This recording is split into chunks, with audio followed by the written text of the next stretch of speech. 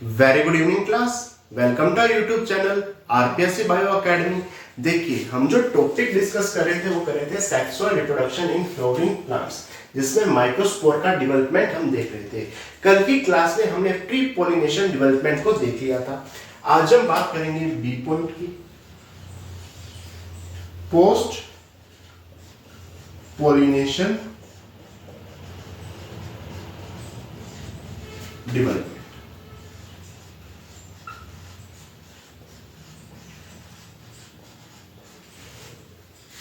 Pollination के बाद क्या क्या डेवलपमेंट आता है?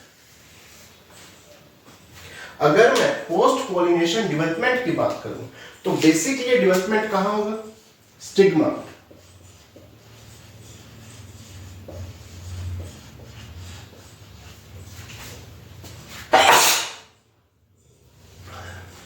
सॉरी, ये डेवलपमेंट कहां होगा? ओव्यूल के स्टिग्मा। ठीक है, कैसा होगा? After pollination.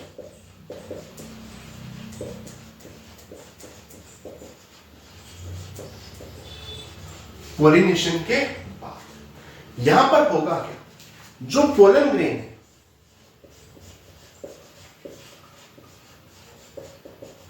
वो स्टिग्मा पर आ गया,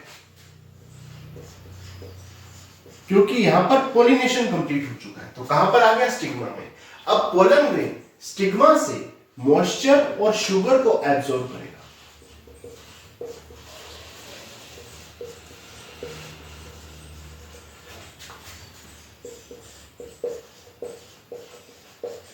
मॉइस्चर और शुगर को एब्जॉर्ब करेगा। पोलन ग्रेन स्टिग्मा से मॉइस्चर और शुगर को क्या कर रहा है? एब्जॉर्ब कर रहा है, जिससे उसके साइटोप्लाज्म में वृद्धि होगी, साइटोप्लाज्म इंक्रीज हो जाएगा।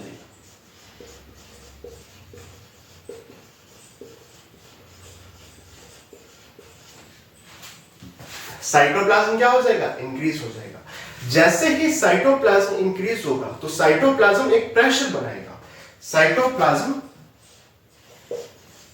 प्रेशर एक्सर्ट्स करेगा बोथ वॉल के ऊपर, दोनों भित्तियों के ऊपर, क्योंकि अब हम जानते हैं कि जो मैच्योर पोलन ग्रेन है उसमें दो ही वॉल पाई जाएगी। तो दोनों भित्तियों के ऊपर एक प्रेशर लगाएगा, जिस कारण से जो इंटाइन है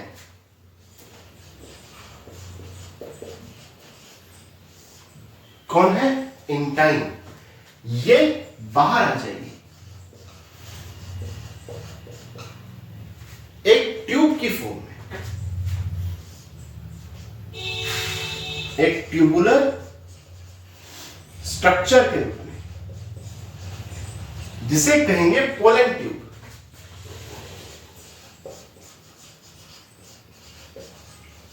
क्या कहेंगे? Pollen tube. और कहां से बाहर आएगी? जर्म पोर से।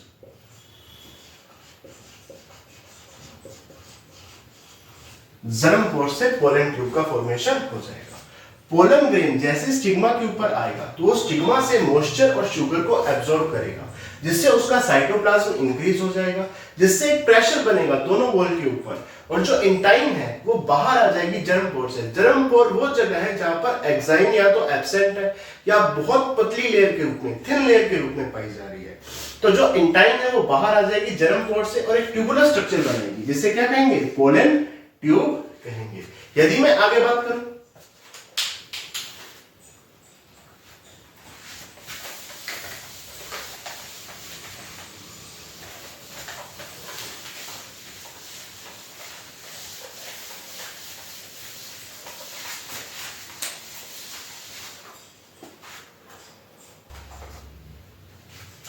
देखो, यदि मैं आगे बात करूं, अब पोलन ट्यूब में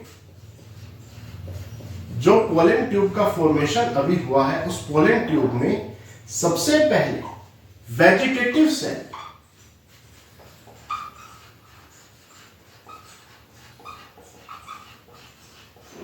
एंटर करेगी।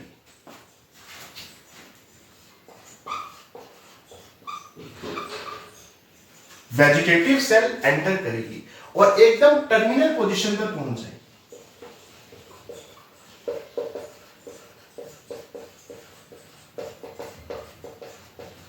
कहां पहुंच जाएगी?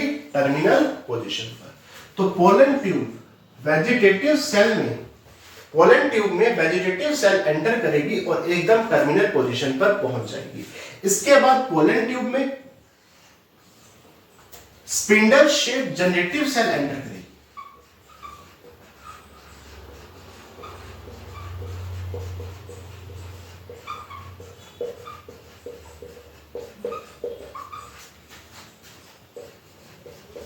पहले वेजिटेटिव सेल एंटर करेगी, फिर spindle shape generative cell enter करेगी।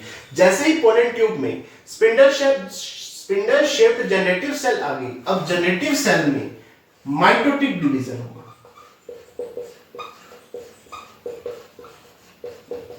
और माइटोटिक डिवीजन से यहां पर दो मेल गैमेट बनेंगे।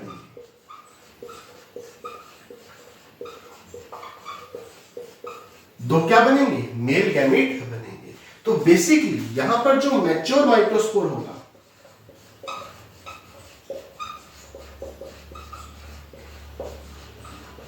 वो 3 सेल स्टेज में होगा।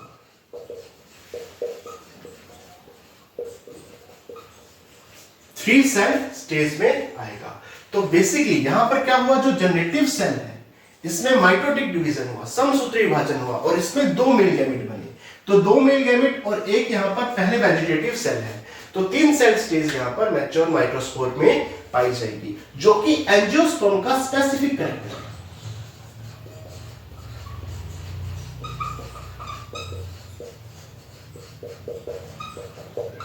स्पेसिफिक फीचर बोल दो या कैरेक्टर बोल दो, एंजियोस्पर्म का स्पेशल फीचर है। देखो 60% एंजियोस्पर्म्स में क्या होगा कि जो दो कोशिकीय अवस्था थी, 2 सेल स्टेज थी, वहां पर पोलन ग्रेन शेड ऑफ हो गए थे और उसके बाद पोलिनेशन हुआ। और पोलिनेशन में जैसे ही पोस्ट पोलिनेशन डेवलपमेंट हुआ, जैसे ही वो स्टिग्मा पर पहुंचे, स्टिग्मा में क्या बनी? Pollen tube. और वो जनरेटिव सेल यहां पर माइटोटिक डिवीजन द्वारा दो मेल गैमेट बने और 3 सेल स्टेज में यहां पर आ गया। परंतु 40% या जो रिमेनिंग एंजियोस्पर्म है उसमें क्या होगा कि ये जो 3 सेल स्टेज है ये प्री पोलिनेशन डेवलपमेंट में ही बन जाएगी। हमने बात की थी कि यहां पर 3 cell stage pre pollination development में ही बन जाएगी 40% एंजियोस्पर्म में, जबकि 60% एंजियोस्पर्म में ऐसा होगा। ठीक है, यदि मैं आगे बात करूं,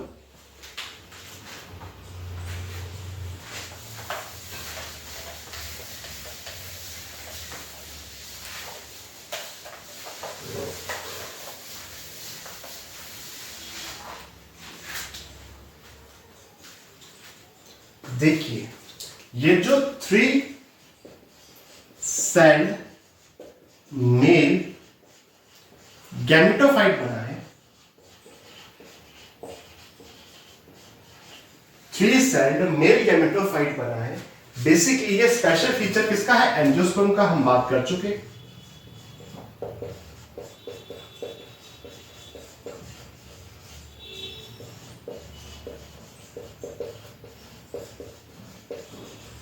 किसका स्पेशल फीचर है? एंजियोस्पर्म का स्पेशल फीचर है।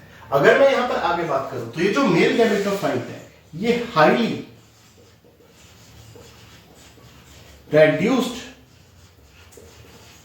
स्ट्रक्चर है, जो कि कंप्लीटली डिपेंडेंट रहेगी स्पोरोफाइट के ऊपर।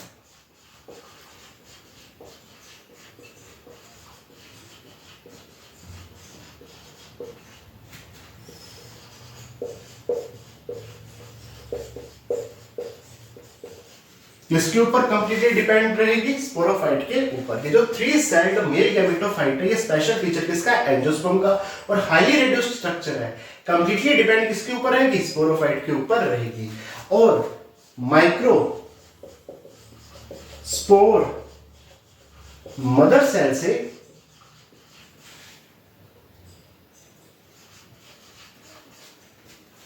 माइक्रोस्पोर मदर सेल से हम अगर यहां पर क्या बना रहे हैं? Male gametophyte.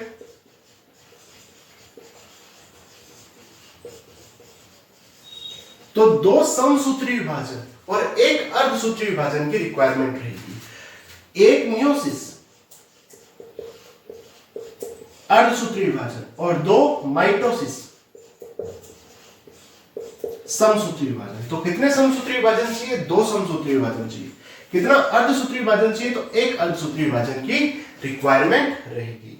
हमने बात की थी पोलैंड ट्यूब की। पोलैंड ट्यूब की डिस्कवरी जेबी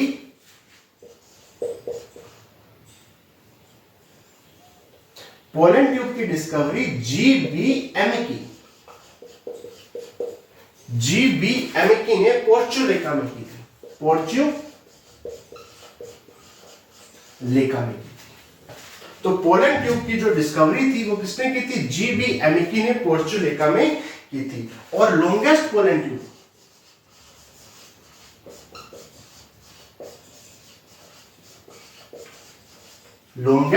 पोलैंड ट्यूब किसमें पाई जाती है? मेज में। मेज यानी मक्का में पाई जाती है। ठीक है, तो यहां पर माइक्रोस्पोर मदर सेल से मेल गैमेटोफाइट का फॉर्मेशन करना है तो 1 अर्धसूत्री विभाजन और 2 समसूत्री विभाजन की रिक्वायरमेंट रहेगी। पोलैंड ट्यूब की डिस्कवरी जीबी एमिकी ने पोर्चुलेका में की थी और लॉन्गेस्ट पोलैंड ट्यूब मेज में पाई जाती है। यदि मैं आगे बात करूं,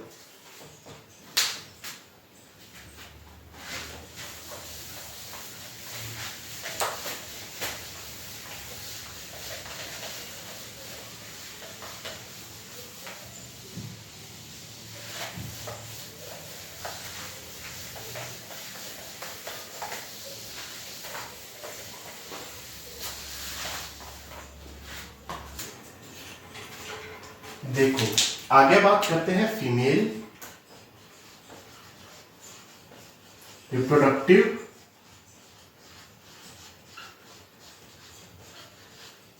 ऑर्गन की।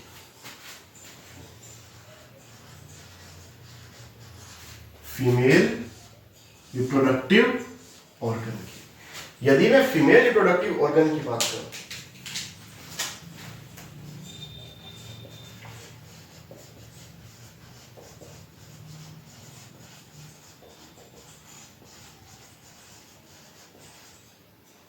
तो फीमेल रिप्रोडक्टिव ऑर्गन के रूप में गाइनोशियम पाया जाएगा।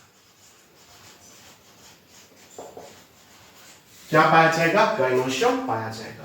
गाइनोशियम की यूनिट होगी कार्पल।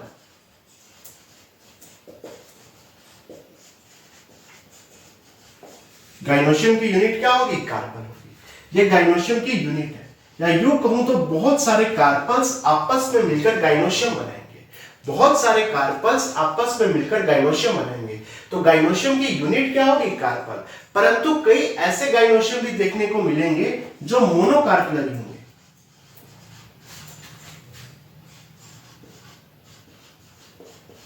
यानी केवल एक कार्पल ही गाइनोशियम में पाई जाएगी। वैसे गाइनोशियम में बहुत सारे कार्पल्स आपस में मिलकर गाइनोशियम बनाते हैं। तो गाइनोशियम की यूनिट क्या होगी? कार्पल होगी। परंतु कुछ गाइनोशियम ऐसे भी हैं जो मोनोकार्पलरी पाए जाएंगे। यदि मैं कार्पल की बात करूं, ये इक्विवेलेंट है किसके? मेगास्पोरोफिल।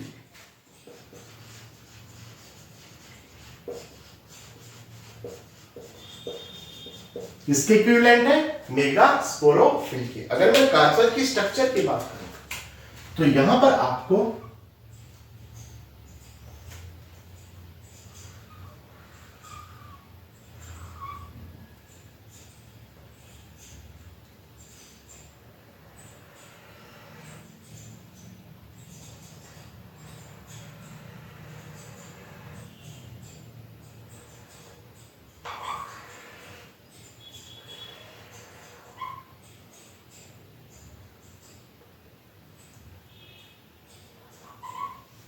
यदि मैं कार्पल की स्ट्रक्चर की बात करूं तो यहां पर आपको 3 पार्ट यहां पर देखने को मिलेंगे। तो कार्पल की स्ट्रक्चर में 3 डिस्टिंक्ट रीजन्स आपको देखने को मिलेंगे, जिसमें सबसे ऊपर होगा स्टिग्मा, ये होगा स्टाइल और ये होगी ओवरी। स्टिग्मा, स्टाइल और ओवरी। सबसे पहले स्टिग्मा स्टिग्मा की अगर मैं बात करूं तो बेसिकली ये लैंडिंग प्लेटफॉर्म है।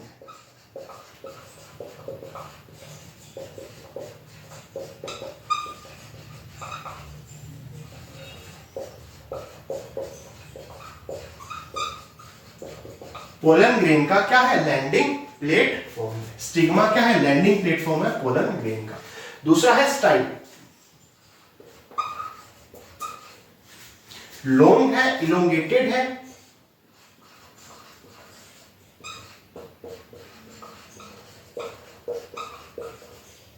लॉन्ग इलोंगेटेड ट्यूबुलर स्ट्रक्चर है, नैरो ट्यूबुलर स्ट्रक्चर है।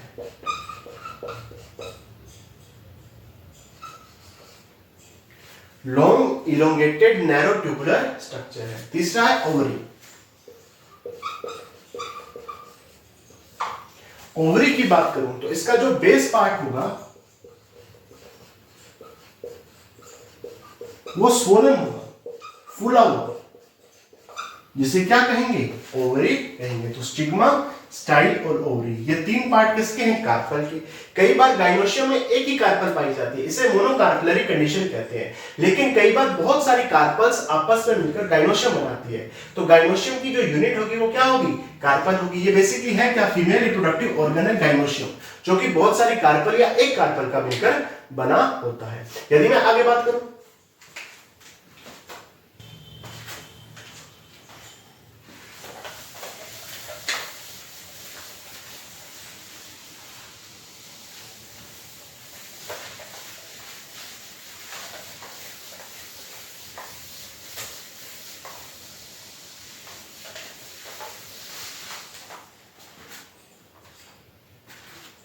देखो हमने बात की थी अभी ओवरी की। जो बेस पर स्वोलन पार्ट होगा वो क्या कहलाएगा? ओवरी कहलाएगा। और ओवरी में ओव्यूल्स पाए जाएंगे। क्या पाए जाएंगे? क्या पाए जाएंगे? ओव्यूल्स पाए जाएंगे। इन ओव्यूल्स को आप इंटेगुमेंटेड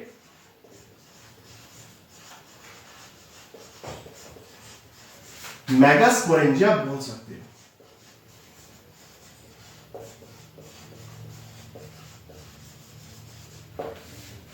इंटेगुमेंटेड मेगास्पोरेंजिया बोल सकते हो। तो ओवरी में क्या पाए जाएंगे? ओव्यूल्स, जिसे इंटेगुमेंटेड मेगास्पोरेंजिया कहेंगे। अगर मैं मेगास्पोरेंजिया की आगे बात करूं,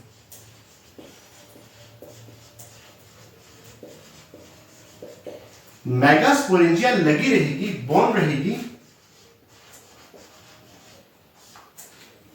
किसके ऊपर बॉन्ड रहेगी? किसके ऊपर पाई जाएगी? ये बेसिकली क्यूशन लाइक टिश्यू के ऊपर, क्यूशन लाइक टिश्यू के ऊपर पाई जाएगी। क्यूशन लाइक टिश्यू होगा, उसके ऊपर मेगास्पोरेंजिया लगी रहेगी। इस क्यूशन लाइक टिश्यू को प्लेसेंटा कहेंगे, या यूं कहूं तो मेगास्पोरेंजिया प्लेसेंटा के ऊपर लगी रहेगी।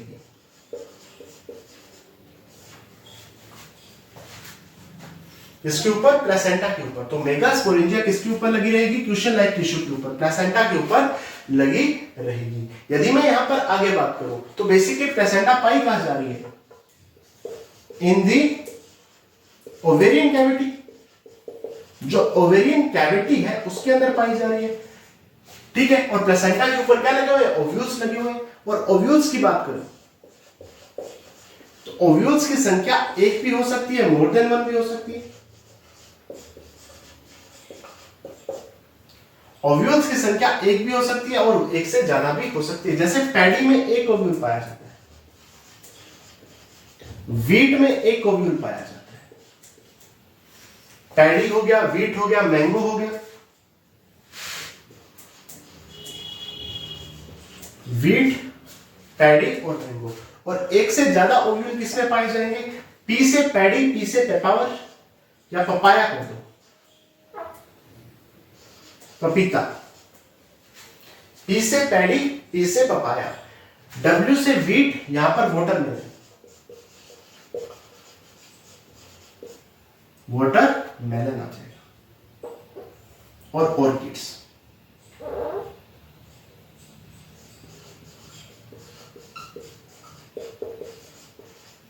वाटरमेलन और ऑर्किड्स आ जाएगा। तो एक से ज्यादा, मोर देन वन ओव्यूल।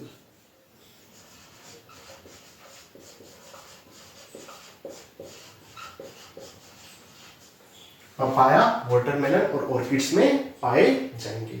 यदि मैं आगे बात करूं, हमने बात की थी कि कार्पल्स आपस में मिलकर गाइनोशियम बनाती है। कार्पल्स आपस में मिलकर क्या बनाती है? गाइनोशियम बनाती है। तो ऐसी कंडीशन में एक कंडीशन आएगी एपोकार्पस। जब कार्पल फ्री हो, कार्पल्स कैसी हो? फ्री हो, एक दूसरे के साथ जुड़ी हुई ना हो। और एक कंडीशन आएगी सिनकार्पस। सिनकार्पस कंडीशन, जब कार्पल क्या हो? कार्पल्स एक दूसरे के साथ फ्यूज हो जाए। सिनकार्पन और एपोकार्पस। एपोकार्पस में कार्पल्स क्या होंगी? फ्री होंगी। जैसे एग्जांपल की मैं बात करूं तो रोज, ठीक है, सरसों लिख सकते हो, ब्रेसिका लिख सकते हो। इसके अलावा आप लिख सकते हो लोटस, कमल। और कार्पल फ्यूज किसमें पाई जाएगी? पेपेवर, हिबिस्कस। तो यदि कार्पल्स फ्री होकर, कार्पल्स फ्री रहकर आपस में मिलकर क्या बनाए? गाइनोशियम बनाए, तो एपोकार्पस कंडीशन पाई जाएगी रोज और लोटस में। यदि कार्पल्स फ्यूज होकर, आपस में फ्यूज होकर क्या बनाए? गाइनोशियम बनाए, तो सिनकार्पस कंडीशन पाई जाएगी, जैसे पेपेवर और हिबिस्कस में। ठीक।